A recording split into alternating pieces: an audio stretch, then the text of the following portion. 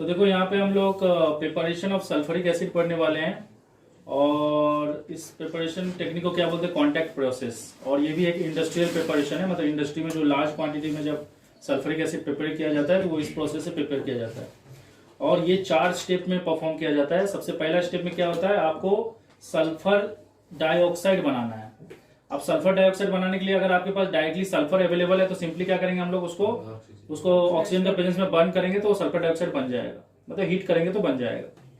लेकिन अगर आपके पास डायरेक्टली सल्फर अवेलेबल नहीं है तो आप कोई भी ऐसा सब्सटेंस ले सकते हो जिसमें सल्फर है पर वो किस फॉर्म में है, सल्फाइड फॉर्म में है। जैसे यहाँ पे हम लोग आयरन सल्फाइड ले लिए हैं क्योंकि हम लोग को पता है कि हम लोग को बहुत ज्यादा जो ओर मिलता है नेचर से, जो बहुत सारा ओर मिलता है, ज्यादातर ओर या तो सल्फाइड ओर होते हैं या कार्बोनेट ओर होते हैं। तो सल्फाइड ओर आपको इजीली अवेलेबल हो जाएगा और आयरन कुछ ज्यादा ही क्वांटिटी में अवेलेबल है, तो आयरन सल्फाइड मिलने का चांसेस क्या रहता है, बहुत ज्यादा रहता है। तो आयरन अगर आपके पास सल्फर अवेलेबल है तो सिंपली उसको बर्न करो ऑक्सीजन के प्रेजेंस में, आपको सल्फर डाइऑक्साइड मिलेगा। अगर आपको सल्फर डायरेक्टली नहीं मिलता तो हम लोग क्या प्रेफर करेंगे, सल्फर का कोई कंपाउंड जो कि जिसमें सल्फर किस फॉर्म में रहेगा, सल्फाइड फॉर्म में रहेगा। सल्फाइड मतलब समझ रहे हो ना, H2-। तो यहाँ पे आयरन पायरेट लिया गया है जो कि एक आयरन का ओर है।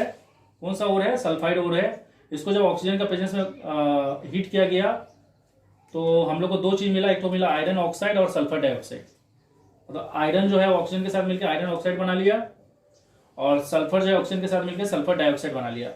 अब ये सल्फर डाइऑक्साइड में हम लोग क्या करेंगे, फर्दर और ऑक्सीजन ऐड करेंगे ताकि वो सल्फर डाइऑक्साइड किस में कन्वर्ट हो जाए, सल्फर ट्राइऑक्साइड में।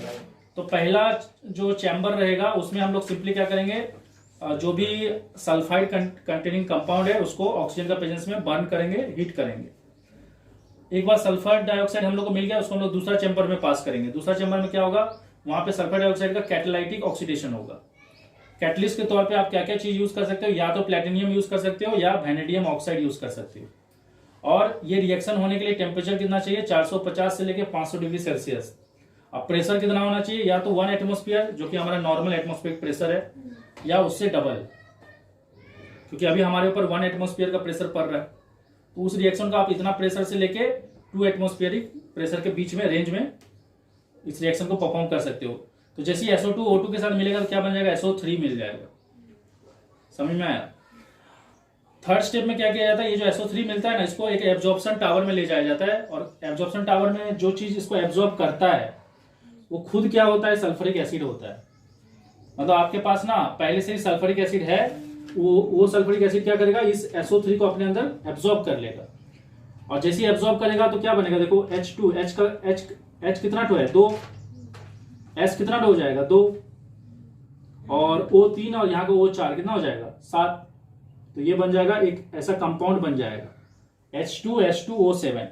मतलब जब SO3 H2SO4 के अंदर डिसॉल्व हो जाएगा, एब्जॉर्ब हो जाएगा, तो आपको एक कंपाउंड मिलेगा जिसका नाम है H2H2O7, जिसको बोलते हैं ओलियम या पायरोसल्फ्यूरिक एसिड बोलते हैं।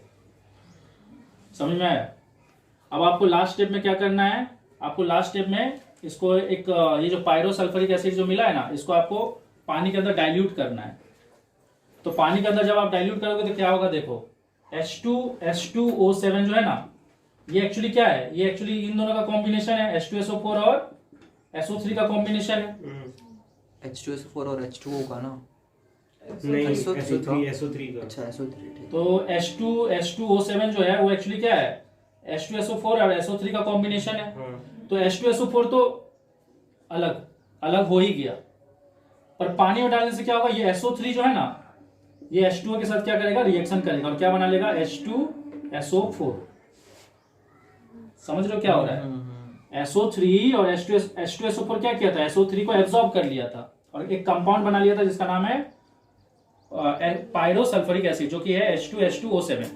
जब आप इसको पानी में डालते हो ना तो फिर से क्या होगा, H2SO4 अलग हो जाएगा और SO3 अलग हो जाएगा। और ये जो SO3 है ना, वो पानी का H2O के साथ रिएक्ट करके क्या बना लेगा, सल्फ्यूरिक एसिड बना लेगा। क्योंकि हम लोग जानते हैं कि नॉन मेटल ऑक्साइड जब भी पानी में डिसॉल्व होता है तो वो एसिड बनाता है। तो वो जो एसिड हम लोग अलग से रखे थे वो तो अलग हो ही गया।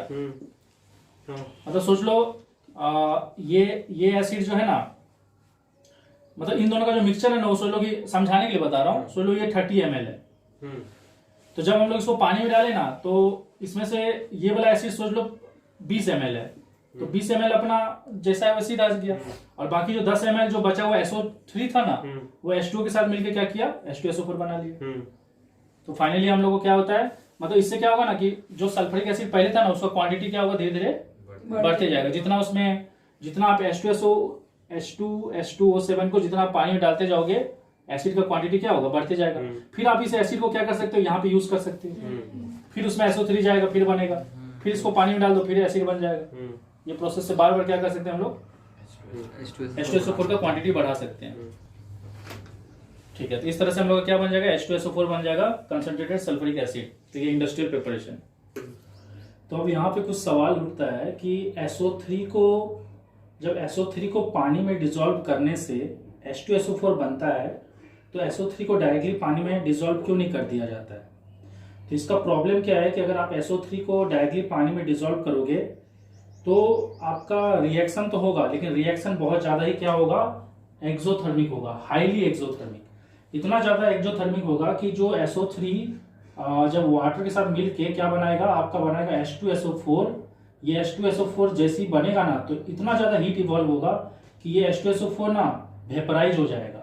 अब वेपराइज होके कैसा फॉर्म में आ जाएगा, आप एक तरह का फॉग जैसा आपको दिखने लगेगा। मतलब वहां पे आपको जैसे लगेगा कि ऐसे गैस निकल रहा है, और जैसे फॉग के टाइम में कोहरा नहीं दिखता है वैसे दिखने लगेगा। लेकिन वो कोहरा, वो जो फॉग है वो क्या चीज का रहेगा, वो फॉग रहेगा आपका सल्फ्यूरिक एसिड का पार्टिकल्स का। तो SO3 को इसलिए पानी में डायरेक्टली डिसॉल्व नहीं किया जाता है क्योंकि वो रिएक्शन इतना ज्यादा एक्सोथर्मिक होता है कि वो H2SO4 को वेपराइज करके उसको किस में कन्वर्ट कर देगा, फॉग में कन्वर्ट कर देगा। और इस फॉग को दोबारा कंडेंस करके H2SO4 मतलब लिक्विड स्टेट में लाना बहुत मुश्किल है इसको, इसीलिए SO3 को डायरेक्टली पानी में डिसॉल्व नहीं किया जाता है। उसके जगह क्या किया जाता है, पहले SO3 को डिसॉल्व किया जाता है, SO3 को डिसॉल्व किया जाता है पहले H2SO4 में, और इसको इसमें डिसॉल्व करने से क्या बनता है, H2O7, जो हम लोग ऑलरेडी डिस्कस कर चुके हैं, जिसको ओलियम बोलते हैं। इसको पहले इसमें डिसॉल्व किया जाता है, मतलब SO3 को पहले H2SO4 में डिसॉल्व किया जाता है, और जब वो एक बार H2SO4 में डिसॉल्व होकर ओलियम बन जाता है, तो इस ओलियम में बहुत कम क्वांटिटी में क्या ऐड किया जाता है, वाटर ऐड किया जाता है। मतलब इसको धीरे धीरे डाइल्यूट किया जाता है। कम क्वांटिटी में वाटर ऐड करने से क्या होता है, हम लोग को पता है कि ओलियम क्या क्या चीज से बना हुआ है, ओलियम बना हुआ है SO3 और H2SO4 से। तो जब हम लोग इसमें पानी डालते हैं तो जो H2SO4 है वो तो आपका अलग है ही, और जो आपका SO3 बच गया, ये SO3 ये जो कम पानी के साथ जुड़ के फिर से क्या बना लेता है, H2SO4 बना लेता है। लेकिन अब देखिए, अगर आप SO3 को डायरेक्टली पानी में डाल देते, मतलब सोच लीजिए ये कंटेनर है, उसमें बहुत ज्यादा पानी है और उसमें आप SO3 को डायरेक्टली डाल देते, तो H2SO4 तो बनता, लेकिन इतना ज्यादा एक्सोथर्मिक रिएक्शन होता कि वो सारा H2SO4 क्या हो जाता, वेपराइज हो जाता और आपको फॉग जैसा दिखने लगता। लेकिन यहाँ पे हम लोग क्या कर रहे हैं, पहले इसको H2SO4 में डाल के ओलियम बना रहे हैं, और ओलियम में हम लोग को पता है कि दो चीजें H2SO4 और SO3 है, और इसमें हम लोग ना बहुत ज्यादा पानी नहीं डाल दे रहे, थोड़ा थोड़ा पानी डाल रहे हैं। थोड़ा थोड़ा पानी डालने से क्या हो रहा है, ये जो भी SO3 है ना, वो H2O के साथ रिएक्ट करके H2SO4 तो बना रहा है, लेकिन क्योंकि यहाँ पे कम पानी ऐड कर रहे हैं, तो इसीलिए यहाँ पे क्या होगा, रिएक्शन एक्सोथर्मिक ही होगा, लेकिन हीट इवॉल्व जो होगा वो कम हीट इवॉल्व होगा। और वो कम जो हीट इवॉल्व होगा उसको क्या करेगा, ये H2SO4 एब्जॉर्ब कर लेगा, और आपका H2SO4 भी बन जाएगा। और क्योंकि कम हीट इवॉल्व हो रहा है, तो H2SO4 जो बन रहा है वो वेपराइज भी नहीं होगा। लेकिन अगर आप डायरेक्टली SO3 को पानी में डाल दोगे, बहुत ज्यादा पानी में, तो इतना ज्यादा हीट इवॉल्व होगा कि जो भी H2SO4 बनेगा, यहाँ पे भी H2SO4 बनेगा, लेकिन जो भी H2SO4 बनेगा इतना ज्यादा हीट इवॉल्व होगा कि उसको वेपराइज कर देगा। लेकिन वहीं जब आप इसको ओलियम बना रहे हो, तो ओलियम बनाने से क्या हो रहा है, इसमें आप थोड़ा थोड़ा पानी ऐड कर रहे हो, ऐसा नहीं हो रहा कि एक बार बहुत ज्यादा पानी ऐड कर दे रहे हो। थोड़ा पानी ऐड करने से क्या होगा, ये फिर से ये जो SO3 है ओलियम के अंदर, H2SO4 तो अपना H2SO4 ही है, और ओलियम के अंदर जो SO3 पार्ट है, ये SO3 पार्ट जो है ये वाटर के साथ रिएक्शन करेगा, और रिएक्शन फिर से एक्सोथर्मिक ही होगा। लेकिन क्योंकि कम क्वांटिटी में वाटर यूज हुआ है, तो हीट भी कम प्रोड्यूस होगा, और उतना हीट जो है वो कैपेबल नहीं है कि वो H2SO4 जो बन रहा है उसको वेपराइज कर सके। तो इस तरह से क्या होगा, आप पानी ओलियम बनाते जाओ, पानी ऐड करते जाओ, तो ग्रेजुअली आपको H2SO4 मिलते जाएगा, रिएक्शन एक्सोथर्मिक होगा, पर ये वेपराइज नहीं होगा। मुझे लगता है ये आपको समझ में आया होगा। तो अभी हम लोग आगे डिस्कस करेंगे कि H2SO4 जो है ना वो एक ऑक्सीडाइजिंग एजेंट है। ऑक्सीडाइजिंग एजेंट का मतलब होता है जो दूसरा को ऑक्सीडाइज करता है, जैसे जो दूसरा को ऑक्सीजन देता है। मान लीजिए मैं एक सब्सटेंस हूं और अगर मैं ऑक्सीजन गेन कर रहा हूं तो मैं ऑक्सीडाइज हुआ, और जो मुझे वो ऑक्सीजन दिया जिसके कारण मैं ऑक्सीडाइज हुआ, वो जो मुझे वो ऑक्सीजन दे रहा है वो ऑक्सीडाइजिंग एजेंट होगा।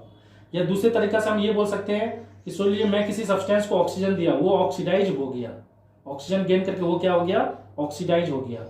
और क्योंकि मैं उसको ऑक्सीजन दिया, मैं उसको ऑक्सीडाइज करने में हेल्प किया, इसलिए मैं ऑक्सीडाइजिंग एजेंट हूं। तो उसी तरह से H2SO4 भी एक ऑक्सीडाइजिंग एजेंट है। ये क्या करता है, ये जिस सब्सटेंस से भी रिएक्ट करता है उसको अपना ऑक्सीजन देता है। और ये क्यों ऑक्सीजन देता है, इसको समझने के लिए हम लोग H2SO4 का थर्मल डिकम्पोजिशन को समझ लेंगे तो समझ में आ जाएगा। क्योंकि किसी को भी ऑक्सीडाइज करने के लिए उसको ऑक्सीजन देना पड़ेगा, और ऑक्सीजन देने के लिए इसको खुद भी तो ऑक्सीजन प्रोड्यूस करना पड़ेगा ना। ये ऑक्सीजन प्रोड्यूस करेगा तभी ना दूसरा को ऑक्सीजन देगा। तो इसको ऑक्सीडाइजिंग एजेंट बनने के लिए क्या करना पड़ेगा, दूसरा को ऑक्सीजन देना पड़ेगा। और इसको समझने के लिए आप इसको देखिए, थर्मल डिकम्पोजिशन ऑफ H2SO4। मतलब जब H2SO4 को गर्म किया जाता है, हीट किया जाता है, तो H2SO4 टूट के क्या बनता है, H2O, SO2 और नेसेंट ऑक्सीजन। अब क्योंकि H2SO4 को हीट करने से ऑक्सीजन प्रोड्यूस हो रहा है, मतलब ये दूसरा को ऑक्सीजन दे सकता है, और क्योंकि ये दूसरा को ऑक्सीजन दे सकता है तो जिसको ऑक्सीजन देगा वो ऑक्सीडाइज होगा, और ये उसके लिए क्या बन जाएगा, ऑक्सीडाइजिंग एजेंट। इसको हम लोग कुछ रिएक्शन से भी समझ सकते हैं। जैसे आप यहाँ पे देख सकते हो, कार्बन को हम रिएक्ट कर रहे हैं H2SO4 के साथ, तो हम लोग जानते हैं H2SO4 के साथ जब कार्बन को रिएक्ट करेंगे और इस रिएक्शन मिक्सचर को हीट करेंगे तो H2SO4 जो है वो टूट के क्या बनेगा, H2 और SO2। तो आप यहाँ पे देख सकते हो H2SO4 जो है वो टूट के क्या बन गया, H2 और SO2। और साथ में ये H2SO4 जो है और एक चीज में टूटता है जिसका नाम है नेसेंट ऑक्सीजन। और ये नेसेंट ऑक्सीजन क्या करेगा, कार्बन के साथ रिएक्ट करके क्या बना लेगा, कार्बन डाइऑक्साइड। तो क्योंकि H2SO4 कार्बन को ऑक्सीडाइज करके कार्बन डाइऑक्साइड बना दिया, इसीलिए ये यहाँ पे एक ऑक्सीडाइजिंग एजेंट का काम कर रहा है। जो ऑक्सीडाइज हो रहा है वो ऑक्सीडाइजिंग एजेंट नहीं होता है, जो उसको ऑक्सीडाइज करता है वो ऑक्सीडाइजिंग एजेंट होता है। तो जैसे यहाँ पे आप देख सकते हो H2SO4 टूट के तीन चीज बन रहा है, H2O, ये देखिए यहाँ पे भी H2 है, SO2, यहाँ पे भी SO2 है, और एक ऑक्सीजन भी बन रहा है। ये ऑक्सीजन इसको सब मिलकर इसको क्या बना दे रहा है, कार्बन डाइऑक्साइड। सेम चीज आप यहाँ पे भी देख सकते हो कि जब H2SO4 को सल्फर के साथ रिएक्ट किया गया तो ये H2SO4 और इस रिएक्शन मिक्सचर को हीट किया गया तो H2SO4 टूट के क्या बना, H2O, ये देखिए H2O, SO2, SO2, और एक ऑक्सीजन भी प्रोड्यूस किया। ये ऑक्सीजन सल्फर के साथ जुड़ के सल्फर डाइऑक्साइड बनाएगा। तो यहाँ पे आप देख सकते हो सल्फर डाइऑक्साइड बना। अब क्योंकि देखिए ये दोनों सब्सटेंस जो है वो एक ही है, तो मैं, आप चाहो तो इसको ऐसे भी लिख सकते हो या आप इसको सिंपली इसको ऐसे भी लिख सकते हो, ज्यादा बेटर होगा, 3SO3 लिख दो। क्योंकि हमारा यहाँ पे क्या क्या क्या क्या बना था, पहले यहाँ पे हमारा बना था 2SO2, जो कि SO2 तो बनना कंफर्म है क्योंकि H2SO4 जब टूटता है तो SO2, H2O टूटता है, और क्योंकि सल्फर ऑक्सीडाइज होकर SO2 ही बना था, तो क्योंकि यहाँ पे भी SO2 है और यहाँ पे भी SO2 है, तो इसको दो बार लिखने की जगह हम लोग इसको एक बार में भी लिख सकते हैं। तो 2SO2 और यहाँ का SO2 मिलकर कितना हो गया, 3SO2। तो ये इसका रिएक्शन हो गया। उसके बाद हम लोग एक और, तो इससे ये कंफर्म हो गया कि H2SO4 एक ऑक्सीडाइजिंग एजेंट है, मतलब वो दूसरा को ऑक्सीजन देता है। उसके बाद हम लोग डिस्कस करेंगे कि H2SO4 एक डिहाइड्रेटिंग नेचर भी शो करता है। डिहाइड्रेटिंग नेचर का मतलब क्या होता है, इसको आप थोड़ा समझिए, बहुत जन कंफ्यूज होता है डिहाइड्रेटिंग नेचर और ड्राइंग नेचर। देखिए ये दो वर्ड में बहुत जन कंफ्यूज होता है, डिहाइड्रेट और ड्राई। ड्राई मतलब होता है कोई चीज को सुखाना, जैसे सोच लीजिए मेरा हाथ में पानी लगा हुआ है और मैं इसको ऐसे धूप में रख दूंगा तो पानी सूख जाएगा, ये ड्राई होना हुआ, ड्राई हो गया मतलब सूख गया। और डिहाइड्रेट बहुत अलग चीज है। डिहाइड्रेट का मतलब हो गया कि मेरा हाथ के अंदर जो वाटर कंटेंट है, मतलब मेरा जो बॉडी है वो वाटर से बना हुआ है। मान लीजिए मेरा यहाँ का सेल जो है वो वाटर से बना है, तो उस सेल का वाटर ही पूरा, उस सेल से वाटर ही अलग हो जाएगा, जिसके कारण क्या होगा, सेल एग्जिस्ट ही नहीं करेगा, सेल कुछ और बन जाएगा। जैसे आप यहाँ पे देख सकते हो कि यहाँ पे वाटर जो है ना वो सूख नहीं रहा है, बल्कि उस कंपाउंड का जो वाटर कंटेंट है ना, उसका जो कॉम्पोजिशन है वही निकल जा रहा है, जिसके कारण वो कंपाउंड ही एग्जिस्ट नहीं करता है, वो कुछ और कंपाउंड बन जाता है या वो कुछ और सब्सटेंस बन जाता है। जैसे यहाँ पे आप देख सकते हो ये ग्लूकोज है C6H12O6, इसको जब हम लोग कंसंट्रेटेड H2SO4 से रिएक्ट कर रहे हैं तो ये इसका अंदर का जो भी वाटर कंटेंट है उसको अलग कर दे रहा है, देखिए वाटर कंटेंट को अलग कर दे रहा है और सिर्फ बच क्या रहा है, कार्बन बच रहा है। तो ये जहां पे पूरा सब्सटेंस का अंदर का चीज को ही मतलब सब्सटेंस के अंदर का वाटर को ही पूरी तरह से अलग कर देता है, उसको बोलते हैं, ताकि वो सब्सटेंस एग्जिस्ट ही ना करे। देखिए पहले ग्लूकोज था, अभी ये कार्बन बन चुका है, तो इस सिचुएशन को बोलते हैं डिहाइड्रेशन। तो यहाँ पे डिहाइड्रेशन H2SO4 करता है, इसलिए इसको डिहाइड्रेटिंग नेचर बोला गया किसका, H2SO4 का। जैसे देखिए पहले कॉपर सल्फेट 5H2O था जो कि एक ब्लू कलर का सॉल्ट है, तो जब कंसंट्रेटेड H2SO4 से इसको रिएक्ट किया गया तो ये इसका पूरा वाटर को अलग कर दिया, और जिसके कारण सिर्फ कॉपर सल्फेट बचा। और ये कॉपर सल्फेट 5H2O जो है वो एक क्रिस्टल फॉर्म है, क्रिस्टल सॉल्ट है। लेकिन जब इसमें से वाटर को पूरी तरह से अलग कर दिया तो इसका जो क्रिस्टल स्ट्रक्चर था वो पूरी तरह से खत्म हो गया। आपको और क्रिस्टल स्ट्रक्चर नहीं दिखेगा, बल्कि ये कॉपर सल्फेट पाउडर जैसा दिखने लगेगा, मतलब अनहाइड्रस व्हाइट सॉल्ट बन जाएगा। पहले ब्लू कलर का क्रिस्टल जैसा दिख रहा था, और जब इसमें से वाटर अलग हो जाएगा तो ये पूरा कंपाउंड ही चेंज हो जाएगा और ये व्हाइट कलर का पाउडर जैसा सॉल्ट दिखने लगेगा। तो जब कोई चीज से, जैसे सोच लीजिए कि जब कोई चीज से वाटर को पूरे इस तरह से निकाल दिया जाता है कि वो कंपाउंड ही एग्जिस्ट नहीं करता बल्कि एक नया कंपाउंड बन जाता है, उसके सिचुएशन को बोलते हैं डिहाइड्रेशन। लेकिन सिंपली अगर मेरे हाथ में पानी लगा हुआ है और वो सूख जाए और उससे मेरा हाथ को कोई फर्क ना पड़े तो इसको बोलते हैं ड्राई होना। कपड़ा जो सुखाते हैं तो वो ड्राई होता है, डिहाइड्रेट नहीं होता है। डिहाइड्रेट होगा तो कपड़ा के अंदर जो वाटर मॉलिक्यूल है वही अलग हो जाएगा और कपड़ा एग्जिस्ट ही नहीं करेगा। और ड्राई होने में क्या हो रहा है, पानी सूख जा रहा है और कपड़ा वहीं पे एग्जिस्ट करता है। मुझे लगता है मैं क्या बोल रहा हूं आपको समझ में आया होगा। तो अभी हम लोग डिस्कस करने वाले हैं acidic nature of H2SO4। H2SO4 का एसिडिक नेचर को स्टडी करने वाले हैं। तो एसिड क्या होता है, एसिड एक ऐसा सब्सटेंस है जो कि मेटल से जब भी रिएक्ट करता है तो वो मेटल के साथ रिएक्ट करके बनाता है हाइड्रोजन गैस और सॉल्ट बनाता है। तो किसी भी सब्सटेंस का आइडेंटिफिकेशन क्या है कि अगर वो एसिड होगा तो वो हमेशा मेटल के साथ रिएक्ट करके एक सॉल्ट बनाएगा और हाइड्रोजन गैस बनाएगा। और हाइड्रोजन का प्रोड्यूस होना ही इंडिकेट करता है कि वो जो सब्सटेंस है वो क्या है, एसिड है। क्योंकि किसी भी सब्सटेंस को हम एसिड तभी बोलते हैं जब वो क्या प्रोड्यूस करता है, H+ आयन। H+ आयन का मतलब हो गया हाइड्रोजन। तो कोई भी सब्सटेंस अगर हाइड्रोजन प्रोड्यूस करता है एज ए प्रोडक्ट या हाइड्रोजन रिलेटेड प्रोडक्ट प्रोड्यूस करता है तो दैट मीन्स वो एसिड है। क्योंकि एसिड होने के लिए एक सब्सटेंस में हाइड्रोजन होना बहुत जरूरी है। क्योंकि एसिड वो सब्सटेंस होता है जिसको अगर आप पानी में डिसॉल्व करोगे तो वो हमेशा H+ आयन प्रोड्यूस करेगा। जैसे कि अगर आप इसको पानी में डिसॉल्व करोगे तो ये प्रोड्यूस करेगा H+ और SO4 2-, मतलब H+ तो प्रोड्यूस करेगा ही। तो H+ प्रोड्यूस करता है मतलब वो इंडिकेट कर रहा है कि वो सब्सटेंस एसिड है। तो अगर आप एसिड से किसी भी सब्सटेंस को रिएक्ट करोगे तो वो हमेशा कुछ ऐसा प्रोडक्ट प्रोड्यूस करेगा जिसमें या तो हाइड्रोजन होगा या तो हाइड्रोजन किसी चीज के साथ जुड़ा हुआ स्टेट में रहेगा या हाइड्रोजन इंडिविजुअली प्रोड्यूस होगा। तो कहीं पे भी अगर हाइड्रोजन प्रोड्यूस हो रहा है या हाइड्रोजन से रिलेटेड प्रोडक्ट प्रोड्यूस हो रहा है दैट उससे ये पता चल रहा है कि जो सब्सटेंस आप यूज कर रहे हो रिएक्शन में वो सब्सटेंस क्या है, एसिडिक है। तो जैसे आप यहाँ पे देख सकते हो, इसको मैं मिटा दे रहा हूं, ये चीज आपको क्लियर हो गया होगा कि H+ जो है वो मतलब प्रेजेंस ऑफ हाइड्रोजन इंडिकेट करता है एसिडिक नेचर। तो जैसे यहाँ पे हम लोग ये रिएक्शन, सबसे पहले ये रिएक्शन डिस्कस करते हैं। इस रिएक्शन में हम लोग क्या कर रहे हैं, किसी भी मेटल को जब एसिड से रिएक्ट किया जाता है तो वो मेटल एसिड से रिएक्ट करके क्या बनाता है, सॉल्ट और हाइड्रोजन गैस बनाता है। अब क्योंकि यहाँ पे हाइड्रोजन प्रोड्यूस हो रहा है इससे ये कंफर्म हो जा रहा है कि यहाँ पे जो सब्सटेंस है वो क्या है, एसिडिक नेचर का है। तो ये रिएक्शन कैसे हो रहा है, रिएक्शन बहुत सिंपल है। जिंक आपको इसके लिए रिएक्शन करने के लिए रेडिकल का जानकारी होना चाहिए।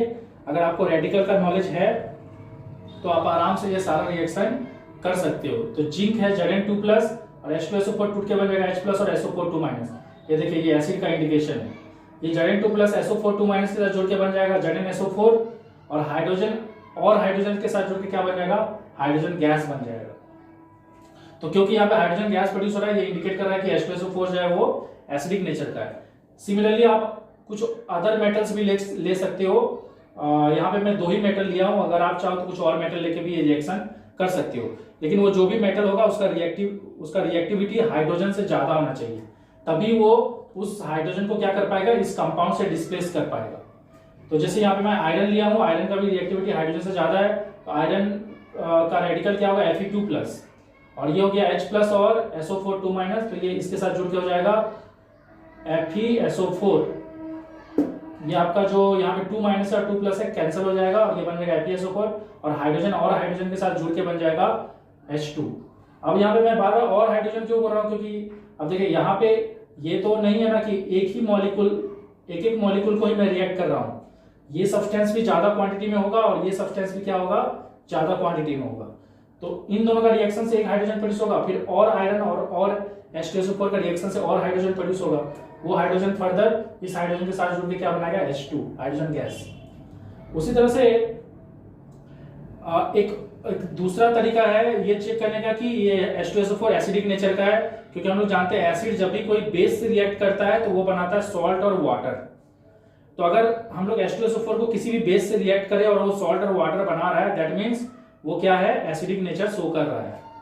और यहाँ पे अगेन आप देख रहे हो, यहाँ जो वाटर बन रहा है वो हाइड्रोजन से बना हुआ कंपाउंड है, और क्योंकि इस कंपाउंड में हाइड्रोजन का प्रेजेंस है इसलिए ये पता चल रहा है कि H2SO4 एसिडिक नेचर है, क्योंकि कोई भी एसिड का आइडेंटिफिकेशन ही है हाइड्रोजन आयन, मतलब वहां पे प्रेजेंस, हाइड्रोजन का प्रेजेंस होना चाहिए। तो हम लोग जानते हैं बेस दो टाइप का होता है, बेस होता है या तो बेस होता है मेटलिक ऑक्साइड या बेस होता है मेटलिक हाइड्रोक्साइड। तो यहाँ पे मैं कुछ एग्जांपल लिया हूं, जो तरीका इस रिएक्शन में अप्लाई हो रहा है, अगर यहाँ पे कुछ और भी सब्सटेंस दे दे, अगर कोई और मेटल ऑक्साइड भी दे दे या मेटल हाइड्रोक्साइड दे दे, तब भी रिएक्शन वही होगा।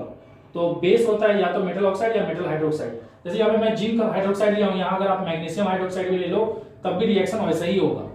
जैसे यहाँ पे जिंक और OH टूट के क्या बन जाएगा, Zn2+ और OH बन जाएगा OH-, ये टूट के बन जाएगा H+ और SO4 Zn2+ और SO4 जुड़ के हो जाएगा ZnSO4 और H+ और OH- जुड़ के हो जाएगा H2O। तो यहाँ पे आप देख सकते हो कि बेस और एसिड रिएक्ट करके क्या बनाया, सॉल्ट और वाटर बनाया।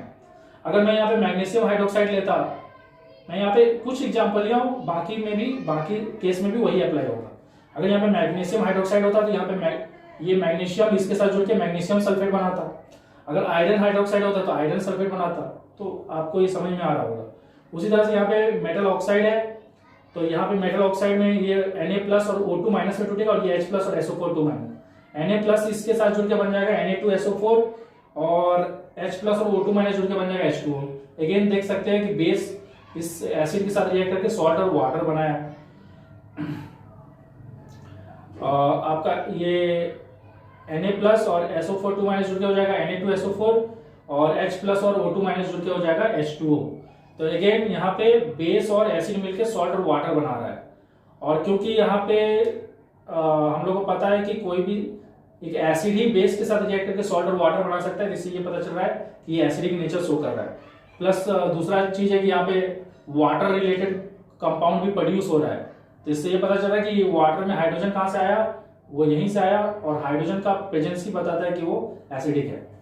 सिमिलरली यहाँ पे जिंक ऑक्साइड और H2SO4 है, तो उसको भी अगर आप तोड़ोगे तो ये Zn2+ O2- होगा, ये H+ और SO4 होगा। तो ये Zn2+ और SO4 जुड़ के हो जाएगा ZnSO4 और H2O। इसी तरह से कॉपर ऑक्साइड और H2SO4 है। अब देखिए मैं कुछ यहाँ पे क्लियर कर देना चाहता हूँ, बहुत जन ये कंफ्यूज होता है।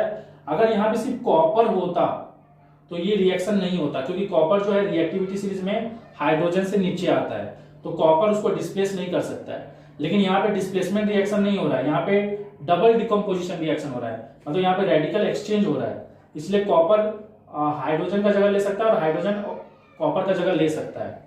तो ये टूट के बन जाएगा Cu2+ और O2-, ये टूट के बन जाएगा H+ और SO4, ये कॉपर 2+ के साथ जुड़ के बन जाएगा कॉपर सल्फेट, और H+ इसके साथ जुड़ के बन जाएगा O2- के साथ H2O।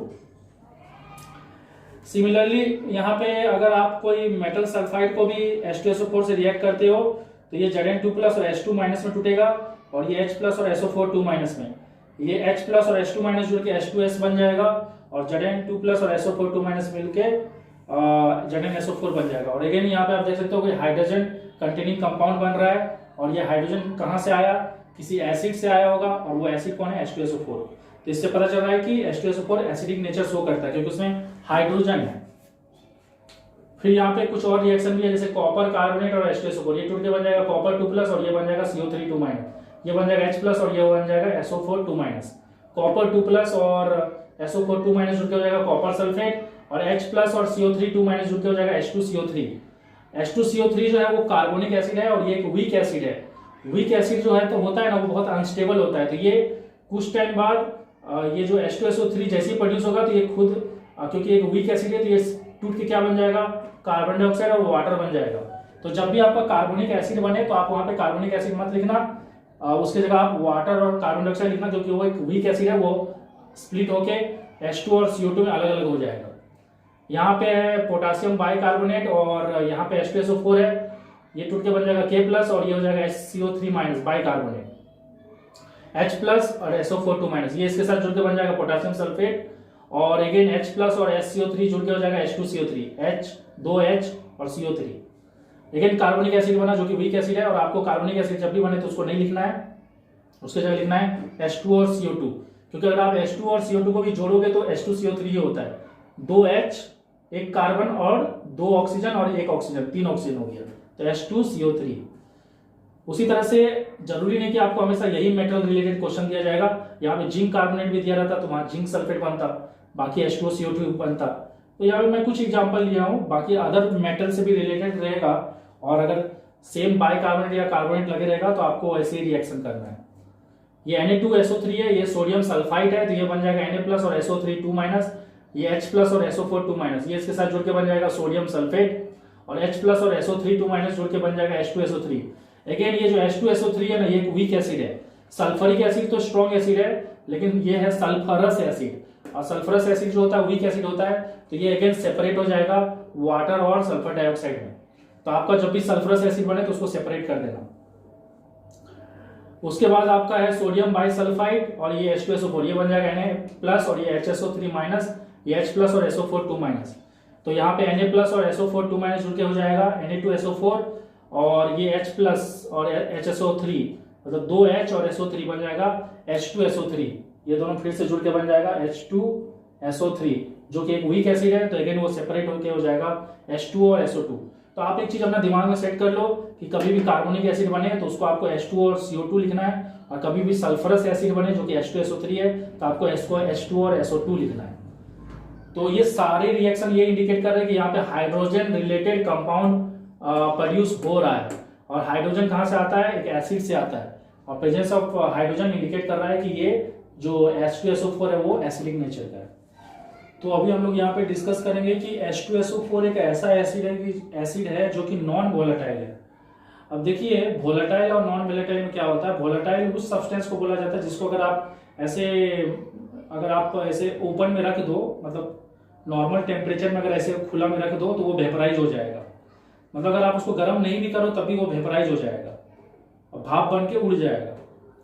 तो जैसे कि इस टाइप का वोलेटाइल नेचर जो शो करता है उस टाइप का एसिड का एग्जांपल हो गया जैसे HCl और HNO3, ये दोनों वोलेटाइल एसिड होता है, लेकिन इसको अगर आप ऐसे खुला में रखोगे तो ये वेपराइज हो जाएगा। लेकिन H2SO4 जो है वो नॉन वोलेटाइल, अगर आप उसको ऐसे खुला में रखते हो तो वेपराइज नहीं होगा। अगर आप उसको वेपराइज करना चाहते हो तो आपको बहुत ज्यादा ही हीट देना पड़ेगा। तो यहाँ पे हम लोग यही प्रूफ करने वाले हैं कि H2SO4 जो है वो वोलेटाइल नहीं है, बाकी जो अदर एसिड है वो वोलेटाइल है। तो उसके लिए हम लोग क्या करने वाले हैं, यहाँ पे कुछ रिएक्शन से हम उसको समझाएंगे, और यहाँ पे हम लोग H2SO4 को HCl और HNO3 से कंपैरिजन करेंगे और देखेंगे कि H2SO4 तो वोलेटाइल नहीं है, लेकिन HCl और HNO3 दोनों का दोनों वोलेटाइल है। तो यहाँ पे हम लोग NaCl को H2SO4 से रिएक्ट कर रहे हैं, ये कॉमन सॉल्ट है, ये टूट के बन जाएगा Na प्लस और Cl माइनस, और ये टूट के बन जाएगा आपका H प्लस और HSO4 माइनस। तो देखिए जब भी टेम्परेचर 200 डिग्री सेल्सियस से कम रहता है तो H2SO4 टूटता है H प्लस और HSO4 माइनस, मतलब बाइसल्फेट में टूटता है। लेकिन अगर यहाँ पे टेम्परेचर 200 डिग्री सेल्सियस से ज्यादा होगा तो ये टूटेगा H प्लस और SO4 2 माइनस, मतलब सल्फेट में टूटेगा।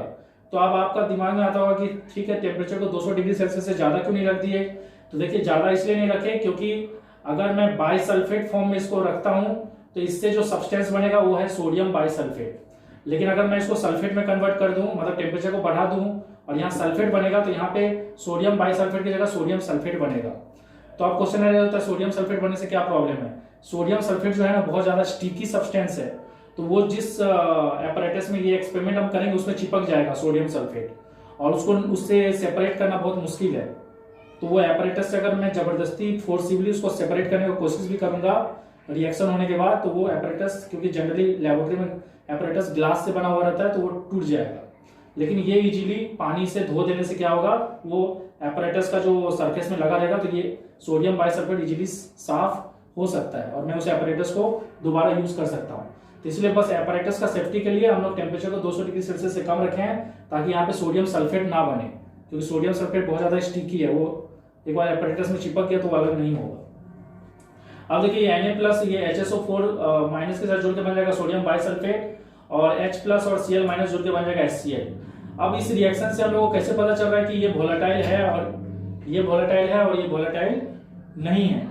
देखिए सीधा सा बात है, जब इस रिएक्शन को हम लोग परफॉर्म करेंगे तो H2SO4 जिस कंटेनर है, जैसे सोच लीजिए एक एपरेटस है जिसमें यहाँ पे NaCl भी है और H2SO4 भी है, तो H2SO4 जो है ना वो वेपराइज नहीं होगा।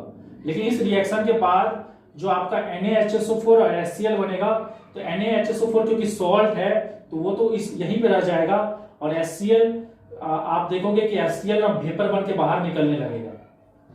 तो HCl वेपराइज हो जा रहा है, लेकिन H2SO4 अभी भी अपने जगह पे ही है, वो वेपराइज नहीं हो रहा है। तो इससे ये पता चल रहा है कि ये नॉन वोलेटाइल है और ये वोलेटाइल है, क्योंकि ये वेपराइज हो जा रहा है इसलिए वोलेटाइल है, और ये वेपराइज नहीं हो रहा है क्योंकि ये नॉन वोलेटाइल है।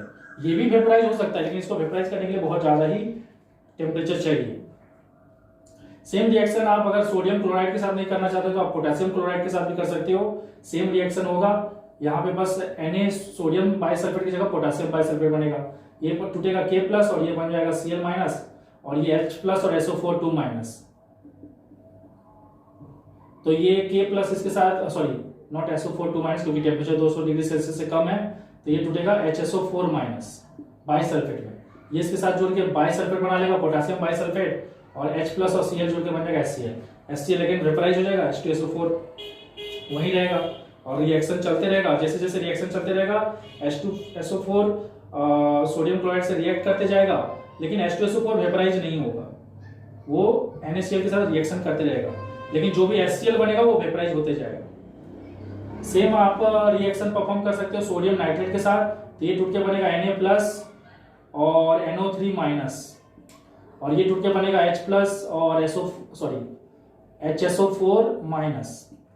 तो अगेन ये Na+ इसके साथ HSO4 के साथ जुड़ के बन जाएगा सोडियम बाइसल्फेट, और H+ और NO3 जुड़ के बन जाएगा, H+ और NO3 जुड़ के बन जाएगा HNO3 नाइट्रिक एसिड। और देखोगे अगेन अगर आप ये रिएक्शन परफॉर्म करते हो तो सोडियम क्लोराइड और H2SO4 रिएक्ट होते रहेगा, लेकिन H2SO4 वेपराइज नहीं होगा, लेकिन जो HNO3 प्रोड्यूस हुआ ना वो यहाँ से वेपराइज होके बाहर निकलने लगेगा।